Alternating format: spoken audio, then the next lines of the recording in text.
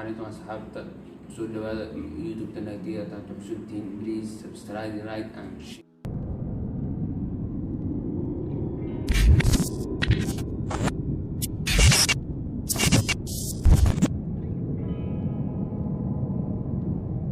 maanta waxaan rabaa inaan ila wadaado xasan aan ku noolaa waddanka dibaddiisa iyo faa'iidooyinka caqabadaha kala duwan haddii aan horumaro faa'iidooyinka waxaa dulmaysaa dad badan oo diina kala dhaqana kala wadana faa'iidayso khibrado badan oo kala duwan. waxaa kaloo faa'iidooyinka kamid ah luqadaha. waxaad baranaysaa luqado kala duwan oo aad ku baranaysaa si influencer luqadahaas oo hadda waddankana jooga Malaysia waxaa badanaa loo hadiraa Ingiriis, Malay oo ku hadlaan Chinese iyo Hindi inkastoo Hindi aysan badnayn. marka waxaa baranaysaa luqado kala duwan iyo dad kala duwan.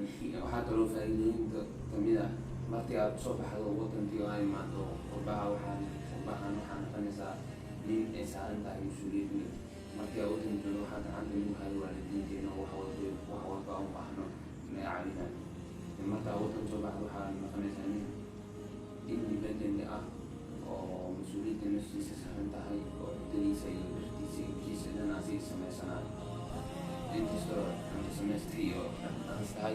marka aad waddanka joogto cuntadaada, dhartaada iyo feeradaada waxa dhan waxaa qabiy walaasaada iyo qoyskaada.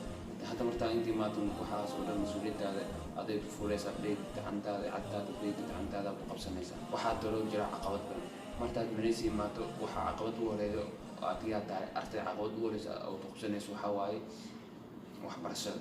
waddankii haddii imaatay iyo waddankii aan imaatay maahan system waxbarasha. laakiin haddii si kale loo fiiriyo systemka waxbarashada aan waddan soo baranay si aad u sareeya. waxaan dareemay markaan imaaday Malaysia inuu systemka waxbarashadeeda sareeyo sababtoo ah waxaan arkay waddamo badan oo horumarsan oo tayada waxbarashada aan sumin Suudaan laakiin waxay u baahan tahay dadaal. marka waddanka Malaysia imaado caqabad oo Soomaaliya ka imaado waxa caqabadaha badan ay dulmayso waxaa kamid ah dhinaca luqadda aan sidaa maaha luqadda waddanka waa luqadda Ingiriiska oo xoogaa yar Soomaaliyeed aan ahay nuwaadad inkastoo aan jijibin naqaana baas. caqabad weyn oo ani qabsatay markaan imaaday Malaysia oo u malaynayo qof walba oo imaada kaliya maaha Soomaaliya qof walba oo imaada waddanka Malaysia caqabadaha badan oo caqabad weyn oo qabsanayo waxaa kamid ah dhinaca waqtiga. maahan waddankii aan soo darnay aan ku noolay 20 sano inta badan iyo markaan imaan Malaysia maaha istu waqti oo Malaysia markii loo fiiriyo waxay Soomaaliya ka horeysaa ugu yaraan inta badan inta badan 5 sano. markii la fiiriyo waddanka markaad joogtid Soomaaliya waxa uu maalintii way kala qaybsan tahay. waxaa leedahay maalinta subax in u dhexeyso duhur ilaa casir in darabtii habeen saqdexo. laakiin meeshan wixii waqti oo dhan waa hal waqti.